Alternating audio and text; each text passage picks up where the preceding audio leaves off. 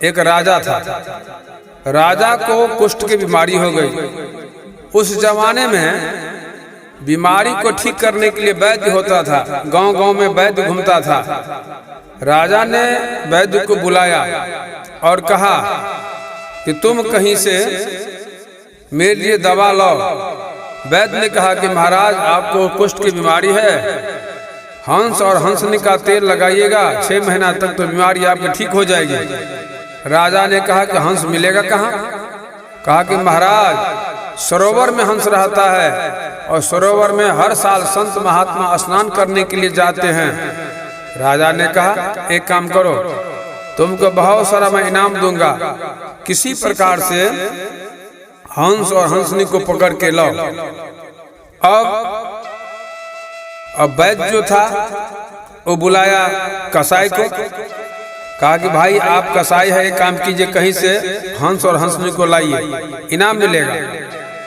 कसाई ने सोचा कैसे किया जाए, तो नकली साधु का वेश बनाया, जटा खरीद के माथे में लगाया, दाढ़ी लगा करके और संतों के मंडली में घुस गया। असली संतों के बीच में एक नकली जटा बना करके कसाई घुस गया।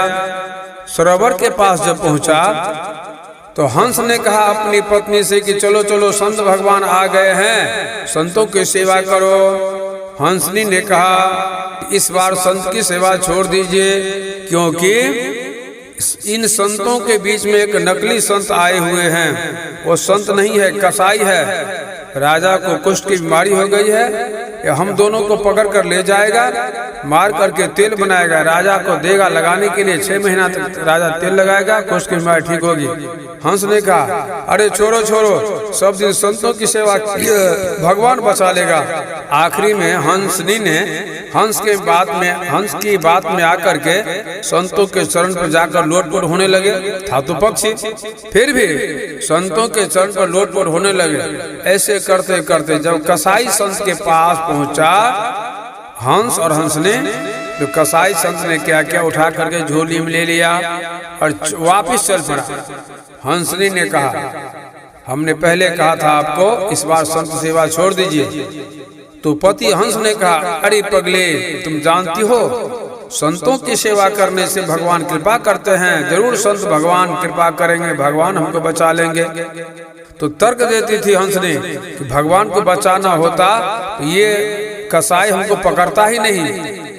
वार्तालाप में चलते चलते राजा के दरबार में हंस और हंसनी को लाया गया।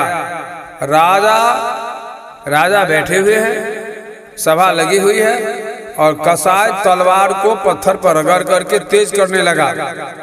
अब हंस भी घबरा गए कि हे भगवान, बचपन से मैंने संतों की सेवा की और आज जान जा रही है।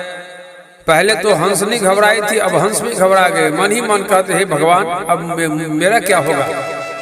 द्वारकाधीश भगवान बैकुंठ में कन्हैया जी थे। रुक्मिणी जी से भगवान ने कहा रुक्मिणी हटो हटो, एक भक्त मेरा आपत्ति में पड़ चुका है, विपत्ति में पड़ा हुआ है, उनकी रक्षा करने के लिए मुझको जाना है। भगवान बैकुंठ से मृतलोक आए, बैकुंठ से बाधा बन के आए गिरधारी जी। भगवान बैकुंठ से आगे मृतलोक एक संत का रूप बना करके उसी राज्य में प्रवेश किया जिस राज्य में कुष्ठ वाला राजा था। शास्त्रों में लिखा है the greatest good of the greatest number, संत हृदय नवनीत समाना, कहा कभी न पर कहीं नहीं जाना। रामायण में लिखा है साधु चरित शुभ चरित कपासो, निरस विशद गुणमय फल जासो। संतों का सब दिन से सम्मान होते आया है। संत का रूप बना करके भगवान मृतलोक में आए और राजा के क्षेत्र में पहुंचे, जहां राजा की राजधानी थी। वहां जब पहुंचे राजा, तो वहां के लोगों ने कहा आप संत हैं, एक काम करिए, राजा को कुष्ठ की बीमारी है, जाकर छू दीजिए, ठीक हो जाएगा। वो तो भगवान थे, भगवान ने कहा कि जिसको बीमारी हो मुझे बताओ, मैं छू दूंगा तो ठीक होगा। तो लोगों ने कहा कि राजा के पास जाइए, उसको कुष्ठ की बीमारी है। वहां से राजा चल पड़ा। वहां से संत भगवान राजा के दरबार में चल पड़ा और जाकर जब देखा तो दो पक्षी है, हंस और हंसनी है। राजा उठकर खड़ा हुआ, संत को बैठाया। संत ने कहा, राजन ये क्या कर रहे हो? राजा ने कहा, मुझे बीमारी हो गई है, हंस और हंसनी का तेल बनेगा, 6 महीना हम लगाएंगे तो बीमारी ठीक होगी। तो संत रूपी भगवान ने कहा, अगर तुरंत बीमारी ठीक हो जाएगी तो? राजा ने कहा, जैसी आपकी आज्ञा वैसा मैं करूंगा। भगवान रूपी संत ने कहा, तुम आंख बंद करो। राजा ने आंख बंद किया और भगवान हल्का सा स्पर्श किए, उनका सारा रोग ठीक हो गया।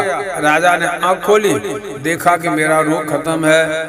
संत रूपी भगवान ने कहा, राजन इस हंस और हंसनी को जहां से मंगाए हो वहीं पर भेज दो, किसी प्रकार का कष्ट नहीं हो। राजा वाली बात थी।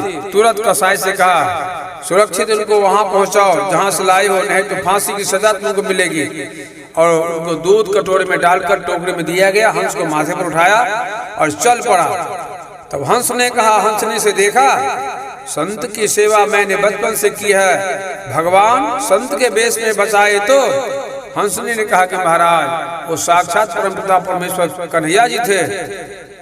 तो हंस ने कहा, संत सेवा करने वाले को आज तक कभी विपत्ति आई नहीं है, और आई है तो विपत्ति फायदा लेकर के गई है। इस प्रकार से हंस और हंसनी पुनः उस सरोवर में आ गए।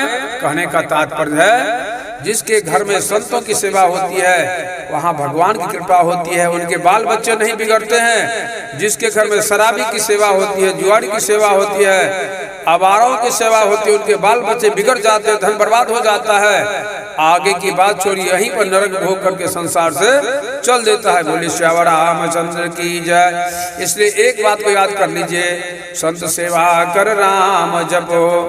संत की सेवा कीजिए, घर में राम नाम जपिए, हरि नाम जपिए, नशा छोड़िए, परहेज रखिए, सहन कीजिए, छोटी मोटी गलती पर ध्यान मत दीजिए, इससे आपका कल्याण होगा। बोलिए श्यावर रामचंद्र की जय। स्वामी हनुमान जी महाराज की जय।